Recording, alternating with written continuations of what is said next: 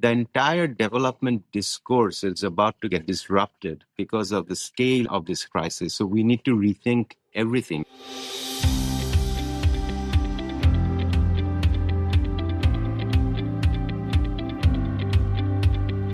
Welcome to VoxDevTalks. My name is Tim Phillips.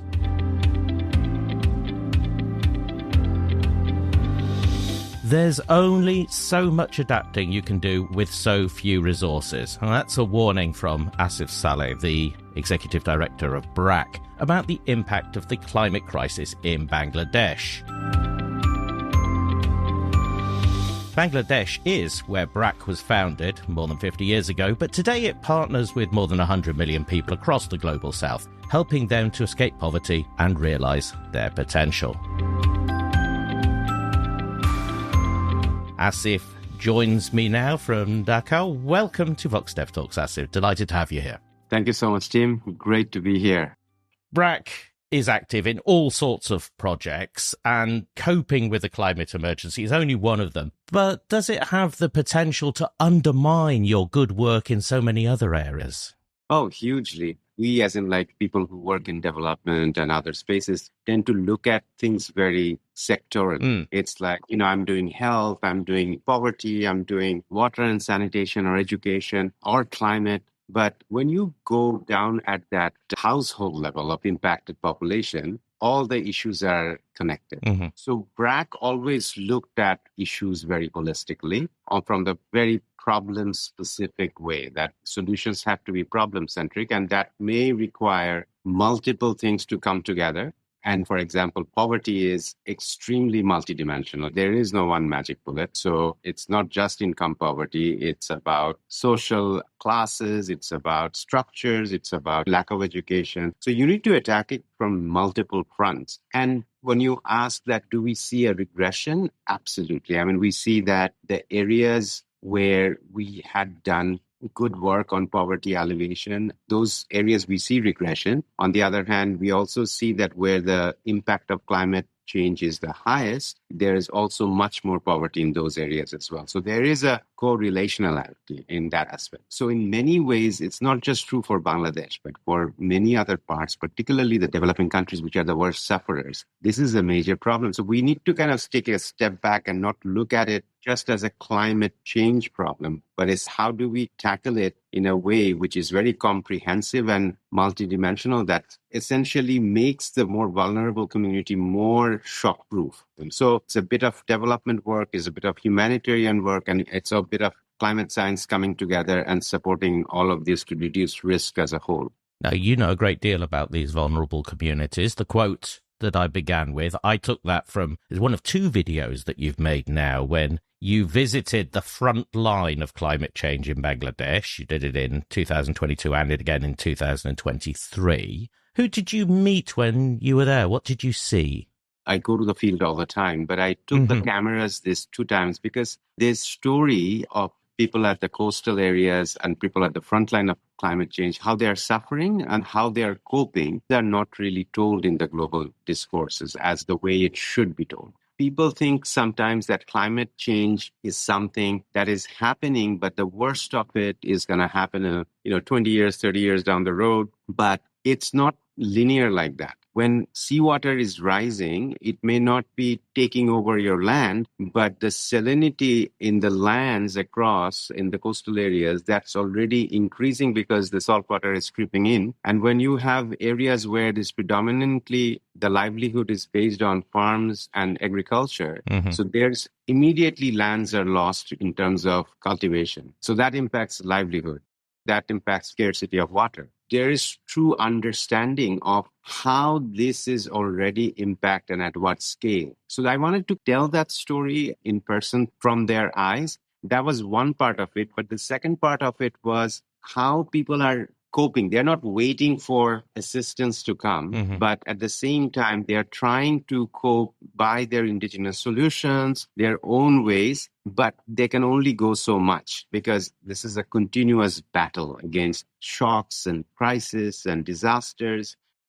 If some of these could have been supported by additional external support, they could have magnified and amplified it in many folds. So this is not charity. I wouldn't say even compensation, but even this is a legitimate ask from all of the people here that financing to support some of the locally led solution really needs to come to the ground, which is not happening. And this is one of the major advocacy points for BRAC as an organization, to see more of these resources getting channeled to global south countries on the ground. And we hear all these numbers of trillions and billions. I don't even see the millions or even thousands. You're a busy person. I imagine you could fill your week twice over meeting politicians and donors and policymakers. Why do you carve out time to go to the front line and see these things in person? Yeah, I mean, BRAC is a very large organization. We have almost close to 100,000 staff. There are a lot of complexities, but end of the day, BRAC exists because we want to solve problems of the people, particularly living in the margin. These are things you cannot sit on a building and get a true understanding of. I mean, you want to directly talk to the people. You want to directly understand and feel what they're doing. So I make it a point that at least in a few days in the month, I actually am on the ground and I'm talking directly, and not necessarily very scheduled visits, but just visits where I get to be there and talk to people and see and feel what sort of challenges people are facing. So that is very, very important. I think part of the challenges in the development sector is that people who are coming up with solutions, they're too far from the problems. And that's why it's not necessarily always very, very effective. So I think people closest to the problem has the best solutions as well. It's almost more true of the impact of climate change than anything, because as you say, the numbers get towards the hundreds of billions and the trillions in this, and this creates a certain abstraction in the problem. If you are going to solve this has to start community by community and household by household. Exactly. And also, I think to a certain extent, with the billions and trillions of numbers, people also get desensitized and they think that, oh my God, this problem is so big. Where do I even start? So I think the conversation also needs to shift on solutions as well. So models, which ones are effective? What's the cost? Which ones are scalable? What can we take from one place to another? What works in Africa? What works in Bangladesh? What works in drought? What works in floods? What works in land erosions. And so there are many, many dynamics. The entire development discourse is about to get disrupted because of the scale of this crisis. So we need to rethink everything in terms of how we have designed programs in the past and how we have scaled things. So it's a very, very different frontier. It is remarkable watching the videos, and you spoke about this already, to see how resourceful individual households and communities are in coping with the problems of climate change. They're resourceful, they work hard, they are entrepreneurial as well. And is there a problem with this, perhaps, that their efforts, because they are as good as they could possibly be, end up delaying action, but they're only going to be good for a couple of years? They can't provide these long-term solutions that they desperately need. Yeah, it is a problem. Right now, this is coping mechanism. They are coping, but they're not thriving. They're not going up the ladder. If you look at, say, Bangladesh's history, Bangladesh being at the front line and seventh most vulnerable country in the world for climate change. Bangladesh used to be second poorest country in the world when it got independence in 1971. Now it's the 35th largest economy in the world and have done very well. And that's mainly due to people being very resilient, resourceful, entrepreneurial, and also all the supports that it got from governments, non-state actors. So it has been a very remarkable development story in many ways for all the right ingredients. But essentially now we also are kind of looking at a point that a lot of these gains maybe get undone because of things that are not within our control. So people are coping, but unless they get the support both from the infrastructure side or the human development side, the path towards realizing your own potential, not moving from one crisis to another, that's getting disrupted. We have more and more districts that are going to be more vulnerable for different reasons. There are other countries that are in similar space. Last year, I went to UN General Assemblies in Anga during New York, and I was listening to the Minister of Maldives who was saying very similar things, that we have been told that don't do adaptation, we need to do mitigation, so there's not going to be any money for adaptation. But soon that story changed because people realized that we need to do some level of adaptation because we're not going to be able to keep it down under 1.5 degrees. There's a less likelihood. But then when we went for money, they said, okay, you need to have a plan. Now our plans are ready, everything is ready for a few years, but we don't see financing on the ground, right? So that's essentially BRAC's story as well, that last few years we have been preparing a lot of these, identifying these models, what works, what solution. In a place where you don't have access to drinkable groundwater, how do you kind of manage to harness rainwater and be able to filter it? How do you do reverse osmosis of salted water? All of these solutions are on the ground, but we are not being able to scale them because of lack of finance. Whether I go to Davos or whether I go to all these COPs, so one track, very much focused on mitigation and energy reduction, because that's where the private capital is flowing. On the other hand, adaptation, you don't have a lot of business. It should be the other way around. You're talking about human beings. It's not charity. People already are coming up with solutions that really need to be strengthened and scaled up. But the focus is not there. So it's quite frustrating in many ways.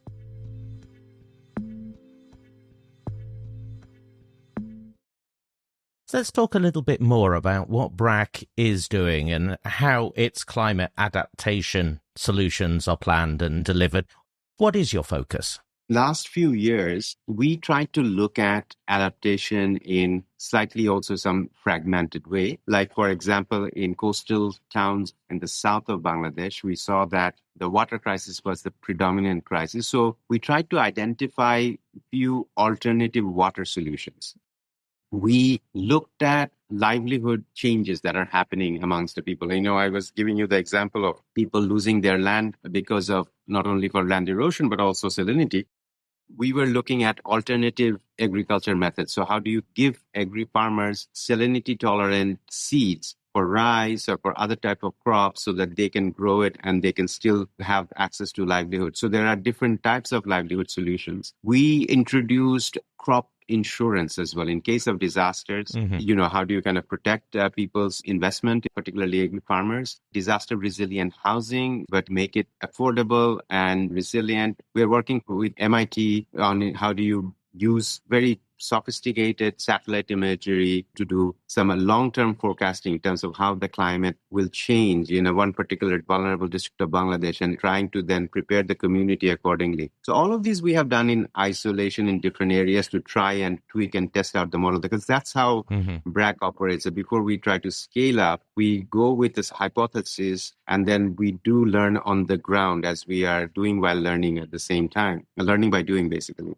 We have seen certain successes and certain failures of the model. Now we are going in a very comprehensive way. And from our experiences on the ground, we are seeing that climate adaptation really comprehensive way has 4 different tracks that needs to be tackled in multiple fronts. One is about lack of critical services. This is a more service which is humanitarian, access to drinking water, which leads to other health crises. In coastal areas, we are seeing different types of diseases. For women, UTI, cervical cancers have gone up. For men, the strokes, hypertension have gone up because of lack of access to proper drinking water. The second pillar of our work is around livelihood and agriculture, reskilling people, doing different types of agriculture extension work. Third pillar is about risk reduction. There are crises going to happen. So how do you reduce the risk through these all types of interventions like housing and insurance and other things? And the fourth pillar is that after doing all of these, the whole goal is to reduce displacement of people, but land will be lost and people will be displaced. So how do you prepare the nearby cities to be more climate migrant friendly? So here we're working with the mayors, the planners to do that. This is our 4-pronged approach, and now we are going in 2 areas. One is a drought-prone area in the northeast of Bangladesh, and one is a coastal area in the south of Bangladesh, and doing it very comprehensively, holistically, with researchers plugged in to evaluate and say that how this adaptation is happening. So it's a very, very comprehensive model. And also some of these individual models, like in water, we are now looking for additional financing to scale up some of these so that we can have more areas which at least gets those critical services. You did say that you learn by doing, and I note that each year BRAC produces something called the Failure Report, which is a rather unusual document for someone like yourself to produce, to talk about your failures. What's behind this? How does this fit with this approach? Oh, this is so central to everything that we do. In the development space, there's too much about all the pilots see successes, right? There is that whole open secret that no pilots can fail, because if it fails, then you don't get funding from the donor again. So in a way, it's a donor NGO collusion. That's not how we operated over the last 52 years.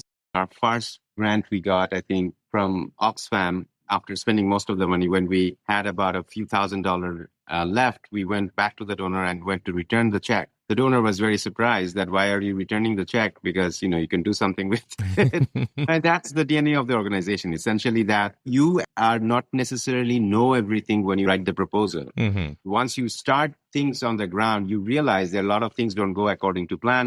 What you thought would work doesn't work. So you need to have that ability or agility to tweak the model, change it, and we continuously have donor conversations about it and then update it. So oftentimes the way the proposal was written and the way the project ended, it looked very different, because certain things are bound to fail. Any experiments you do, and you're talking about human beings as well, changing behaviors. So oftentimes there are so many different factors or different types of stakeholders that it doesn't work. We are very open about talking about failures. Internally, we are very critical about how we look at things, and there is that continuous focus on end impact. The story of how BRAC grew, it wasn't a planned growth that BRAC is going to be this huge NGO with so many different social enterprises and development programs with 100,000 employees, international operations. This was never the plan. But it's a problem-solving approach that when you know that you are trying to solve a problem, you then realize that there are certain gaps that need to be filled as well. Maybe I give you an example. When you're talking about increasing income of rural population, say with the microfinance, a lot of people, first thing they do is buy a cow, because they can sell the milk, they can get a daily income, and then have access to an asset which grows, and they can sell the asset later anytime. The end goal is about increasing income of and assets of the people. But then suddenly you see that either probably due to lack of vaccination, the cow dies, or suddenly in the village there are too many milk producers and you're not enough demand, so your price goes down, so your income doesn't go up. So we then set up a group of people who were vaccinating these cows, trained them, and that became a social enterprise themselves. Then we created social enterprises to sell the milk in the urban areas to help them link to the market. These did not happen the prefabricated plan. This happened as we were doing it, we were learning it, some things were failing, and then we were like, okay, so maybe we should approach this in a different way. So having that long-term view and not having that very 3-year short-term project view, that was very, very important. And acknowledging failures and then learning from it and doing things a bit differently, that was always a big part of it. We're just formalized it in a way through this failure report to kind of also do this so that people in the sector as a whole become more comfortable talking about failure, because it's very important for development. In these huge challenges like climate adaptation, we're constantly reminded that the biggest constraint is poverty. The households you're trying to help have no resources, they have no savings. In trying to make climate adaptation possible, to make it work, how big a role is poverty reduction? Extreme poverty and climate adaptation will have to go hand in hand. So we have to not only have additional ability for people to increase their income, we need to give them additional ability to improve their savings mechanisms, improve their resilience mechanisms through products like insurance. And we have to do it at large volumes. The poorer people are, the more vulnerable they are, and they're prone to disasters and shocks. These are countries where you don't have any social safety net. The first idea of starting BRAC happened after a cyclone in 1970 in Bangladesh, where almost 5 million people died. And so when he went to visit those areas, his first instinct was that, yes, we can see that the cyclone killed all these people, but it's really poverty that led them to come to these areas and take all these risks, and not having access to a proper shelter, not having access to services that led them to death. Unless we address the root cause and improve resilience, then we are not going to be able to address the issue of climate adaptation. A lot of the existing development work has to be made climate smart, if I can use a jargon. But then in the development space and humanitarian space, when you talk to climate scientists, these are very different conversations you have. But at the intervention level, it will be a nexus of all these three. So you need humanitarian support during disaster and pre-disaster in some form, like in health and other places. You need traditional poverty eradicating livelihood services. And you also need the best of science to come and help people on the ground as well, like we are doing with the MIT project. So all of this needs to come together to have a proper, comprehensive adaptation model for the most vulnerable community.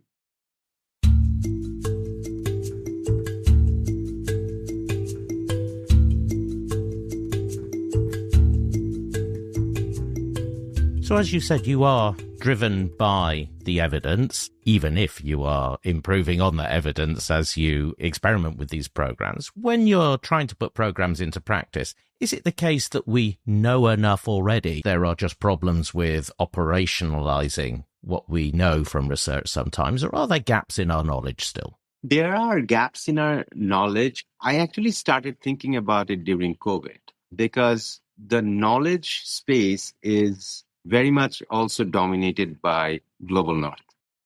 What are priority areas, or what works, what doesn't work, still is very much seen from a global north perspective. When COVID happened, first shock of COVID, I just took over my role just a couple of months ago, and then COVID hit us. And suddenly not only all our workers at risk, but we also had to be on the ground for the health response. And we also were seeing all our clients and program participants, how dire their state was at that time. These models were coming out from various colleges and universities which predicted thousands of people are going to die. So the policy solution was lockdown. And it was very much based on research and evidence done in the global north. And in a sense, because like lockdown worked perfectly well in Western countries because of social protection services and, work from home. It doesn't work when 87% of the economy is informal, where people have to be out on the street to make a living. So it was very much driven from a global public health perspective, but not looking at the economic impact. So you couldn't keep people inside their homes without doing a large-scale cash transfer on their homes, because how will they make a living? Have we tested alternative methods like hand washing, mask wearing, which will complement or be a potential alternative to lockdown as well? We saw that there were no big research done on these cases. So one of the big study that Professor Mushfiq Mubarak did at that time, who also happens to be from Bangladesh, was this landmark mask study, which was very important because at that time, I think just a month later, like in March 2020, me and Richard Cash wrote a piece on CGD where we wrote this piece about the importance of research and knowledge in these alternative areas, which also looks at the realities of the global south. There is a missing gap in other areas as well. The adaptation space, whether you look at the realities in terms of particularly the informal economy, the role it plays, I think there is a big knowledge gap around there. So oftentimes it's very much looked at very formal sector-based economy where everything, the system works. We need to do more in terms of injecting that dose of reality in the knowledge space as well. And a previous life, before you were doing this job, you worked in the financial sector for a while. We speak a lot about climate finance as a way to help solve these problems of climate change. When you're in a fishing village in Bangladesh, it is literally thousands of miles away, anything to do with climate finance. How important is this going to be in solving the problems that you see? It is going to be very important if it's channeled the right way, but there is a huge gap right now. I mean, if you look at some of the researches that has been done, the numbers are quite staggering. So based on the plans that these development countries have done in terms of adaptation, so there is a need for almost $387 billion for adaptation overall. And so far, according to the OECD figures, the numbers that have been allocated is about 24.6 billion. But then Oxfam did a study to look at separating some of these numbers from what are the real climate numbers versus what are the traditional development numbers. So that number drops down to about 11.5 billion. So that means out of the total need, about 2.9% of the needs are being met. And even if you look at that, how much money is actually coming to locally led organization, locally led adaptation model, that's even less than 3%. It's 3% of the 2.9% that is being allocated. So it's not a surprise that I'm screaming for money for scale. You can imagine what's happening to much smaller NGOs as well. There's simply not much out there which is kind of seeing the light on the ground for scale. So this is going to be a big factor, but it's not the only factor. Money needs to be not going to so many of these intermediaries. We need to be effective, efficient, because there are too many crises right now around the world. Mm-hmm. They're scrambling for resources. So we need to be very efficient in terms of how we spend this money. And that means that locally led organizations, evaluations done properly, look at the impact, effectiveness, than spending so much money on overhead and all these intermediaries, agencies, and other things. So it's very, very important that we cut all the flares and just focus on the core of what works. Yes, you've also spent some time in government roles as well. Has that taught you about this problem of making sure that policy, the money that a government can apply to problems like this, are getting that efficiently and quickly and appropriately to where the problem is? As part of being a non-state civil society actor, we do have to advocate on both sides. I mean, it's about local action, but also global conversation. At the same time, we have to locally continuously be the check and balance for the government to ensure that there is money being spent transparently, money being spent on the right projects. But the reality is there is not much money out there that the government have access to right now. What they have is the plan as per the prescriptions that have come in terms of that you need a plan, and we have the plan now. Now we need to mobilize the resources to ensure that this aspect gets spent in the right way. You mentioned earlier that you go to Davos and the COPs. You are in the room when these big picture solutions are being debated. What's your emotion when you're there? Do you feel that what is being talked about at the moment is appropriate for the problems that you see when you are visiting those households? Do you feel that they are going to grasp the nature of the problem appropriately in time? I feel grateful that I have access to these places. I can go, I am in the room. My role is to inject a dose of reality. From the perspective of the most vulnerable, the kind of urgency that should be there, I don't see that. It's often, yes, it's all good and dandy, but there is not a lot of action that follows.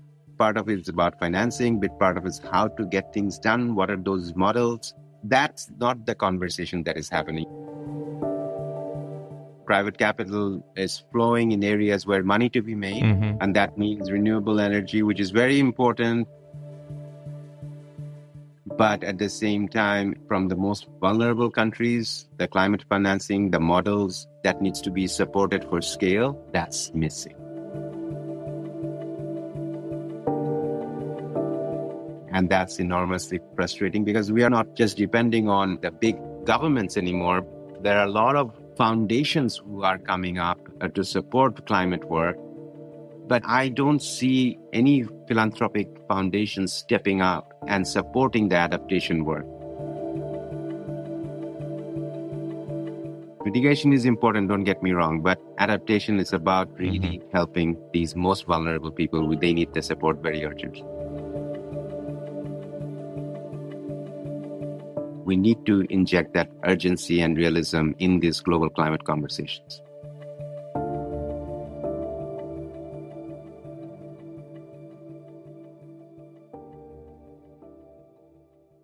Let us hope that those conversations change soon. As you say, we're running out of time. Asif Saleh, thank you very much. Thank you so much, Jim.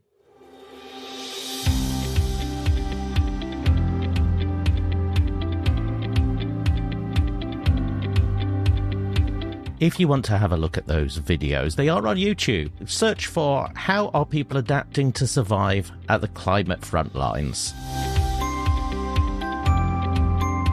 Also, if you want to find out more about what BRAC is doing, go to brac.net, where you also find those extraordinary failure reports, which are a fascinating read.